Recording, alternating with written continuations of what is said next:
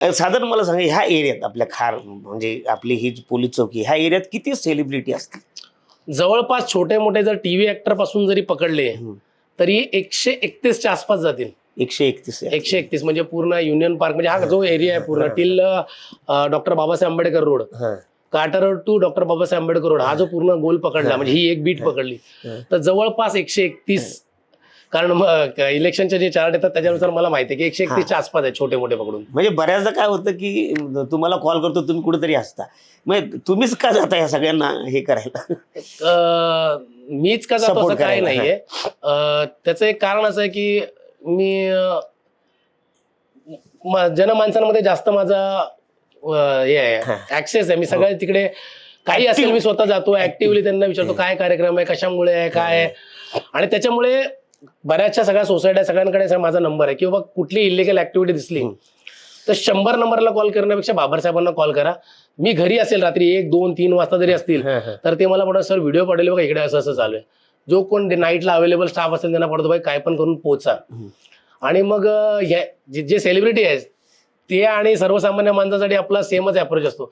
असं नाही की सेलिब्रिटी आहेत म्हणून मी वाऱ्याच्या वेगाने गेलो मदत करायला असं काही नाहीये. आणि त्याच्या ऍक्च्युली इथल्या लोकांचं पण माझ्यावर खूप प्रेम आहे. येस.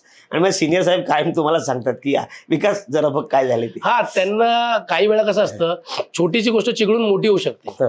ती जर डिप्लोमॅटिकली हँडल केली आणि त्याच्यातल्या त्याच्यात जी हँडल करायची आहे तो माणूस तिकडचाच असेल म्हणजे मी इथेच सातत्याने असतो तर ते त्यांना पण बरं वाटतं की बाबा चिघळण्यापेक्षा हा माणूस सॉल्व्ह करतोय ना जे दोघांचंही समाधान होतंय, सामाजिक बांधिलकी राहतेय, भविष्यात त्यांचे वाद नाही होणार आहेत आणि डिप्लोमॅटिकली हँडल करतोय जेणेकरून त्या तिकडचं सामाजिक स्वास्थ्य बांधून राहील. करेक्ट. मेन म्हणजे काय म्हणजे इतकं हे सगळे सेलिब्रिटी आहे म्हणजे तसा हा एरिया ज्याला म्हणतात की काय प्रेशर असेल या एरियात म्हणजे काम करताना? खूप प्रेशर आहे इकडे. कसं आहे माहिती आहे काय, तुम्ही जर लोअर मिडल क्लास जिथे राहतात तिकडे गेलात ना तर ते त्यांच्या राईट्स विषयी अवेअर नाहीयेत जेवढे हे लोक आहेत. त्याच्यामुळे त्यांना एखादा छोटासा प्रसंग म्हणजे एक हा माणूस इथे का भीक मागतोय डायरेक्ट ट्विट म्हणजे ते त्यांचं. आणि कसं होतं की माझे कर्मधर्म सुवेगाने माझी जरा इंग्लिशवर चांगली कमांड असल्यामुळे जेव्हा आपण बोलायला लागतो तेव्हा त्यांना असं वाटतं हे 4थी पासवाली संकल्पना नाही आता पोलीस सुशिक्षित पोलीसवाला आहे मग ते एक लँग्वेज टोन खाली येतं. करेक्ट. आणि मग त्याचं मला बेनिफिट मिळतं. आणि मला माहिती आहे की ह्यांनी एखादा कॉल दिलाय याचा पाठपुरावा शेवटपर्यंत होणार आहे. ओके. त्याच्यामुळे तो निग्लेक्ट करून चालणार नाही. आणि मी बाकीच्या सगळ्या स्टाफला पण हे सांगतोय त्यांनी ट्विट केलंय किंवा 100ला कॉल केलाय त्यांनीच काय कोणी पण तुम्ही निग्लेक्ट नका करू याचा सर्व. आणि कसं काय माहिती आहे की तिथे त्या पर्टिक्युलर कॉलसाठीचा जो ग्रीव्हियन्स आहे म्हणजे त्याच्या मागचं महत्व हे तुम्हाला इथे बसून नाही कळणार की भांडणं चालू ऍक्च्युअल काय लेवलची भांडणं चालू आहेत. मुलीची छेड काढले तर काय लेवलची काय झालंय नक्की हे आपण प्रत्यक्षात झालं पाहिजे आणि टाळाटाळ नाही केली पाहिजे. याच्यासाठीच आपण पगार घेतोय आणि तो पगार आपल्या मुलाबाळांना अंगाला लागावा, सार्थकी लागावा तर त्याच्या साजेस आपण काम केलं पाहिजे. विकास जयवंत बाबरजी, पोलीस दलात किती वर्ष तुमचं काम सुरू आहे? पोलीस दलात मला आतापर्यंत अविरत 19 वर्ष पूर्ण झालेली. आणि 19 वर्ष मला हा मान मिळाला की माझ्या वडिलांचं नाव मी छातीवर घेऊन फिरेन. फक्त फादर्स डेलाच एक दिवस मी जेव्हा वाचायचो ना की फादर्स डेला सगळेजण आपल्या वडिलांसाठी स्टेटस ठेवतात तेव्हा मला नेहमीच एक प्रश्न पडायचा की मी काय त्यांचा स्टेटस ठेवणार. माझा जो आज काय स्टेटस आहे ना तोच त्यांच्यामुळे आहे. मी त्यांच्यासाठी काय स्टेटस ठेवणार तर त्यांच्यासाठी काय करू शकतो तर मी जोपर्यंत या पोलीस खात्यात आहे नोकरी तोपर्यंत मी त्यांचं नाव छातीवर अभिमानाने मिरवेन आणि त्यांच्या नावाला कधी डाग लागणार नाही असं मी सेवा पूर्ण. सॅल्यूट आहे तुम्हाला. साधारण आता हे पोलीस म्हणजे तुमची ड्युटी म्हणजे सकाळ दुपार संध्याकाळ काय लागेल याची गॅरंटी नाही. किती VIP लोक येतील त्या VIP जसं फोन आला तर तुम्हाला जायला लागतं.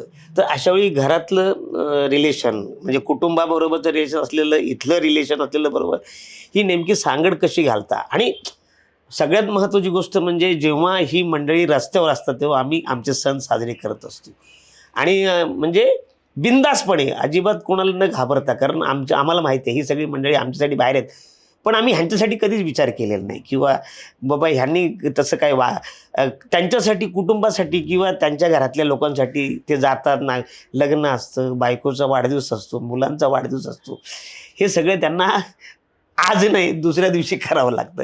तर साधारण कुटुंबात काय हे सगळी तुम्ही कशी मॅनेजमेंट करता तुम्ही? हे मॅनेजमेंट सगळ्यात अवघड आहे. जेवढा ह्याच्यात माझा रोल आहे ना, त्याच्यात 200% रोल हा माझ्या पत्नीचा आहे. वा वा वा. कारण तसं बघायला गेलं तर बघा ना, 12-13 तास 14 तास नोकरी अशी युजली होतेच. 12 तास तर युजली होतेच. 1 तास प्रवास यायचा, 1 तास प्रवास, म्हणजे 14-15 तास गेले. म्हणजे पती म्हणून किंवा बाप म्हणून मला तिकडे फारसा वेळ देता येतच नाही.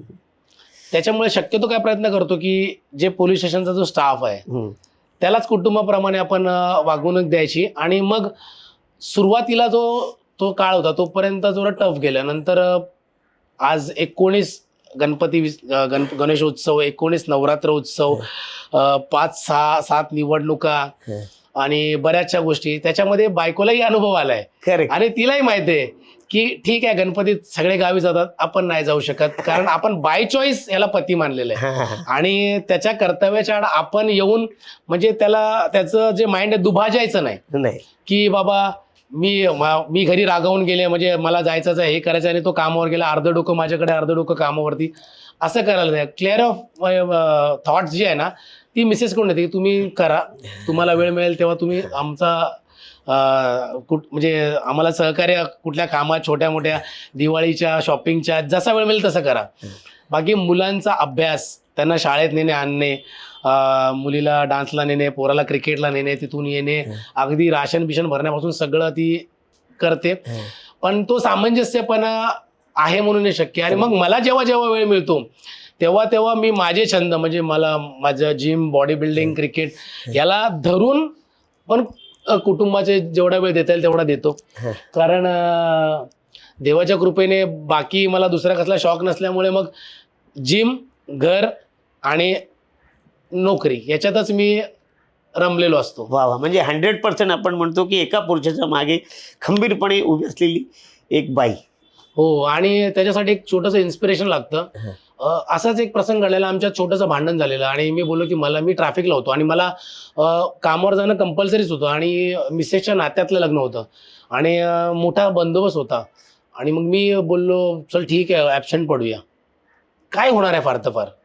मी झोपताना असं विचार करतोय, अंग पाय दुखतात. ट्रॅफिकवाल्यांचे तुम्ही बघा, कान बधीर झालेले असतात, हॉर्ननी पाय दुखत असतात, उन्हाने डांबार झालेला असतो, लोकांना इंटरॅक्ट करून करून डोकं काम नाही करत. आणि त्या परिस्थितीत जेवून असं झोपलं, काय होईल, फार तर फार काय होईल, उद्या मी 7 वाजता सकाळी डे शिफ्टला नाही गेलो आणि मी ॲब्सेंट पडलो तर काय होईल, काय होणार आहे. आजारी आहे, सर्टिफिकेट देईन, असं आहे तसं तसं, एक दिवस माझी सीएल होईल. पण जेव्हा मी याच्या मुळात गेलो की नक्की काय होईल, त्यावेळेस माझा ड्युटी पॉईंट होता पोद्दार हॉस्पिटल.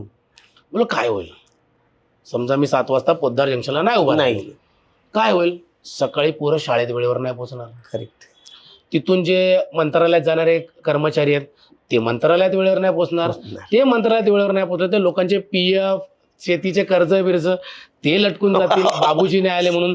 त्याच्यानंतर इथे पोद्दार हॉस्पिटल आहे, पुढे 2 मोठे हॉस्पिटल आहे, ॲम्ब्युलन्स अटकतील, रुग्ण वेळेवर हॉस्पिटलला नाही पोहोचू शकणार. एवढा विचार करता तुम्ही. हो. आणि बाजूला पोद्दार हॉस्पिटल आहे, तिथे तर हे कॅं कॅं कॅं हॉर्ननी सगळं बदल होईल. मग माझ्या डोक्यात काय आलं, जर मी एक माणूस तिथे न गेल्यामुळे एवढा त्रास होणार, त्यापेक्षा मी गपचूप उठतो आणि तिकडे जातो. आणि मग ते स्वतःला इन्स्पायर करतं की माझं तिथे असणं म्हणजे मी स्वतःला एवढा इम्पॉर्टन्स द्यायला लागलो की नाही, माझ्यामुळे हे सगळं थांबणार आहे, म्हणजे मीच मोठा आहे किंवा मी गेलो तरच हे होणार आहे असं समजून. कदाचित माझ्या दुसरा माणूस दिला पण असता, हो झालं. पण जो रेग्युलर त्या पॉईंटला महिनाभर नोकरी करतो त्यांना माहिती कुठल्या टायमामध्ये कुठल्या गाड्या जाणार आहेत, त्यांना माहिती असतं. आणि एखादी ॲम्ब्युलन्सच्या जागी जर फायर ब्रिगेड अडकली मग तर काय होऊ शकतं, हे सगळं मनात आलं. आणि मग मी बोललो मिसेसला, भाई मी 3 अटेंड करतो, तुम्ही जेवायला पोचाल तोपर्यंत मी रिसेप्शन मध्ये पोहोचतो. आणि असं मी ती सांगड घातली. वा वा वा, क्या बात आहे, खूपच बरं, छान वाटलं. थँक्यू विकासजी, तुम्ही आमच्या जाम भारी चॅनलमध्ये एक छोटीशी मुलाखत दिल्याबद्दल तुमचं मनापासून आभारी आहे. धन्यवाद. आणि मला पण जाम भारी मजा आली या इंटरव्ह्यूमध्ये. आणि माझ्यासारख्या एका छोट्या पोलीस हवालदाराला तुम्ही इतका मान दिलात की माझा इंटरव्ह्यू घेण्यापत तुम्ही आलात.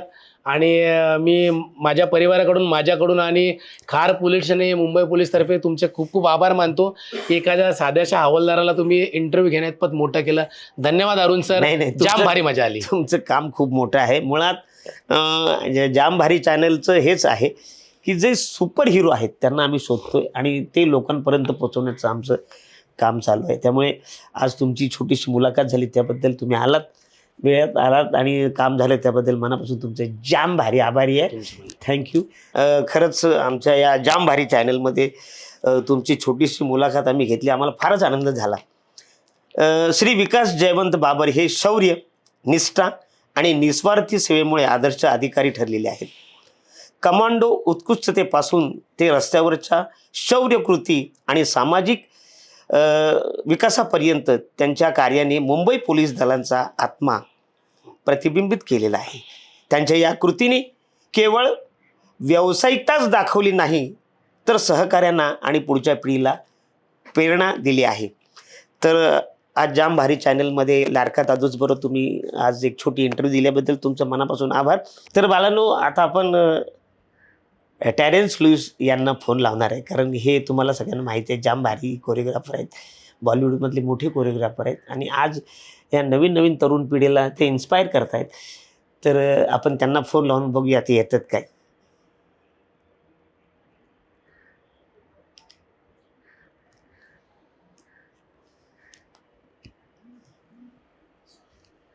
Hi sir. हेलो, कैसे हो आप? यस सर, आप कैसे? बढ़िया बढ़िया। सर थैंक यू, आप हमारे यूट्यूब चैनल पे एक फोन लिया आपने, हमारी तरफ से बहुत बहुत धन्यवाद। और आपका हम हर बार कार्यक्रम देखते हैं। आपने यंग जो लड़के लोग हैं उनके लिए इतना काम किया है कि बच्चे लोग हर घर घर में तैयार हो रहे हैं, आपके पास आने के लिए कोशिश कर रहे हैं।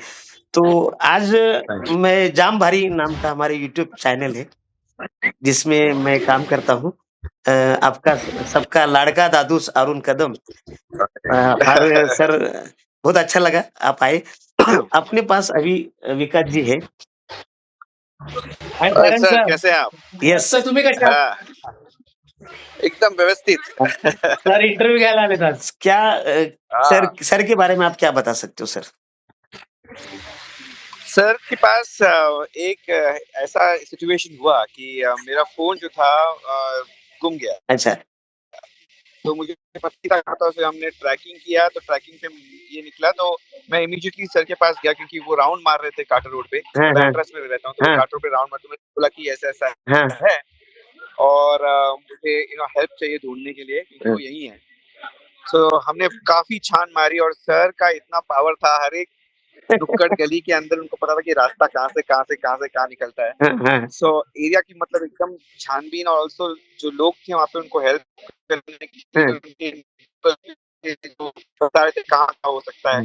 सो जस्ट द क्रेजी, उस दिन मुझे एहसास हुआ कि wow, the force, the police force is just way ahead, मतलब उनका गेम अलग ही चलता है।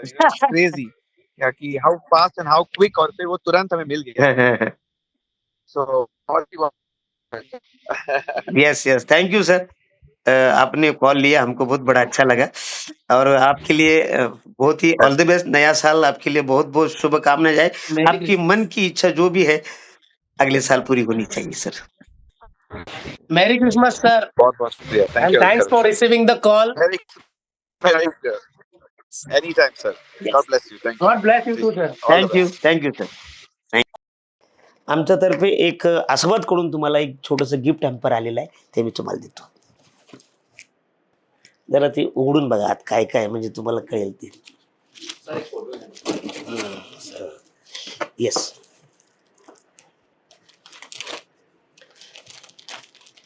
हे गाजरचा हलवा आहे आस्वाद म्हणून तुम्हाला.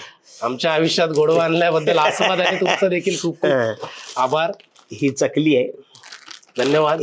हा खाऊ आहे, हा सुद्धा खाऊ आहे आणि आस्वादची मिठाई आहे आणि आस्वादची मिठाई. सो थँक्यू आस्वाद, आपण आमच्या या सुपर हिरोला तुम्ही गिफ्ट दिल्याबद्दल थँक्यू. एक दुसरं गिफ्ट आपल्याला आलेलं आहे, जे आपल्या विभागात म्हणजे अगदी काटर पोलीस चौकी जी आहे त्याच्या समोरच ॲपलचं हे एक आहे ज्याच्यामध्ये तुम्हाला फ्रेश फूड, सॅलड म्हणा किंवा फळांचा रस म्हणा, किंवा जसं आता आपण घशाला त्रास होतोय तर त्यांच्याकडे एक स्पेशल हो आहे. आता प्यालो आपण. तर असं एकदम हे झणझणीत होतं ऍपल कडून ते. आलेलं आहे. तर हे किरण सकपाळ आमच्या हे आपल्यामध्ये fruit salad cut fruit salad सुद्धा त्याच्यामध्ये. तर किरण सकपाळजी, थँक्यू. तुम्ही आमच्या सुपर हिरोला एक गिफ्ट दिल्याबद्दल तुमचं मनापासून धन्यवाद. जाम भारी आभार.